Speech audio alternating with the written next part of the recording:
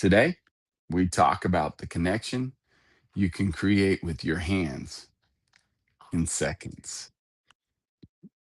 Welcome back to Love Talk with Carlos. We are known as the Amish Matchmakers, Chantel and I, because we help Amish singles find godly spouses, create epic marriages, and develop a legacy that is founded in faith, freedom, and above all else, love. God bless you. And this series, four-part series, is part three. We're here on talking about action, what you can give with your hands. It does matter. The 12 best ways to create and develop deeper, more meaningful relationships. The 12 fastest ways to connection, love, and affection. Thanks for being here. And I hope this message finds you well. And I hope that you are developing your relationships, creating greater connection, and creating a much more epic life. My name is Carlos. My wife's name is Chantel. And so if this is your first time hanging out here, would you like and subscribe our channel or just hang out, see if there's anything of quality here, some nuggets that will bless you and help you in your relationships and your connections. We can talk about love all day long, but if it never shows up in action, it really starts to feel hollow. Relationships quietly starve when good words never turn into any kind of action or deeds. I've said a saying for years that says, let my actions speak so loud you can't hear me. I hope that the things that I do for people I love speak louder than the words that I say. And I say I love you a lot because I do. I love you. And I want what's best for you and your family, your spouse, and your future children. If I can help you to have an epic life and your children have grow up in a better atmosphere, grow up with a better father, a better mother that loves them well and connects well, knows how to connect, knows how to have deeper, more meaningful relationships. That's the goal. That's the target. You don't need a grand gesture either. Connection is built in tiny, fast actions repeated over time, not in the one big anniversary trip once a year. And that's what I have seen a lot in life. Come here, you little one. Come here, yes. There's my smiley girl. Yes. Just hanging out with G Papa. Mm. So, yesterday, in part two of this series, we were talking about words and how they matter, right? Mm. Yeah, they do. You've been talking way more these last couple of days. You're just finding your voice and having conversation.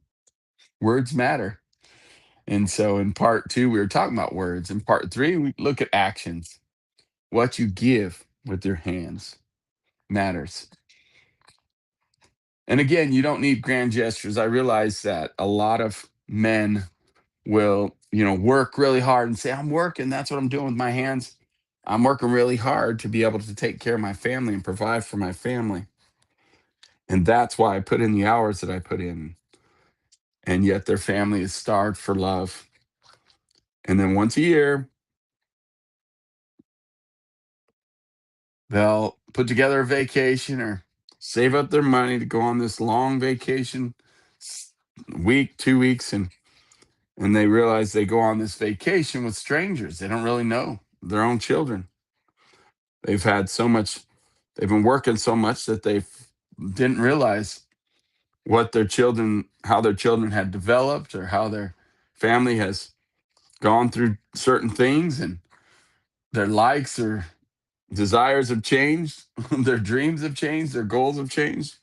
My son Mateo, I'll never forget one time he and I sat down, and I'm grateful that we did this because this is what we try to do to continue to connect and continue to learn about dreams and goals. This was several years ago when he still lived with us. He's now 26, and I was talking to him about one of his dreams, and he said, "Dad, that's no longer my dream. I don't have that dream or goal anymore." I said, "Oh, well, I'm glad we're talking about this." And I guess I shouldn't assume that that's still there. I should ask. So I learned about his goals and dreams and things that he was working on and things that he would rather be doing now and pursuing. And it was powerful to learn that and to be able to support him in those goals, support him in those dreams. And again, vacations are good, good quality time with your family, but how much better those times are when you know your family, when you've spent those date nights with your wife, spent those date nights with your children. And that's what we encourage, that time of connection, that time of focused quality time with them to learn about them and continue to learn and develop that relationship. So, we're talking about the 12 fastest ways for connection or deeper relationships, love and affection. And so the three fast action moves. So, number 7, if you haven't seen part 1 and part 2, go check them out. There's the other 6 things you can do. The number 7 here is physical touch, a hand, a hug, holding hands. Touch communicates faster than any sentence you could say.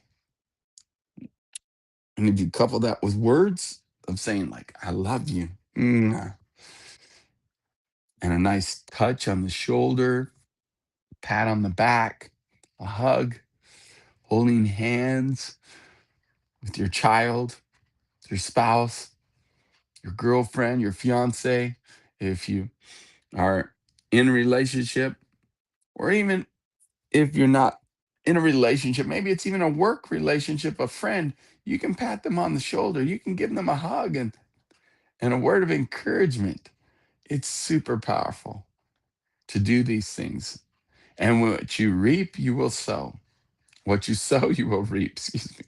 So if you're sowing love and kindness and touch, and there is the love languages.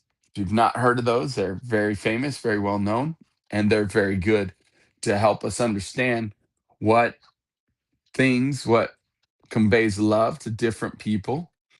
And I believe that for a whole fullness of love that comes from the Father, from God, from Papa God, we should have all the love languages, speaking them and receiving them.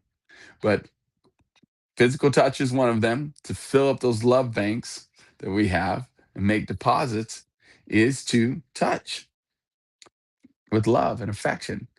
And so that's number 7. Number 8, a small act of service. It goes a long, long ways, especially if they don't ask for it and you do it. You take initiative and do it. Do something for them before they even ask. That makes a huge difference.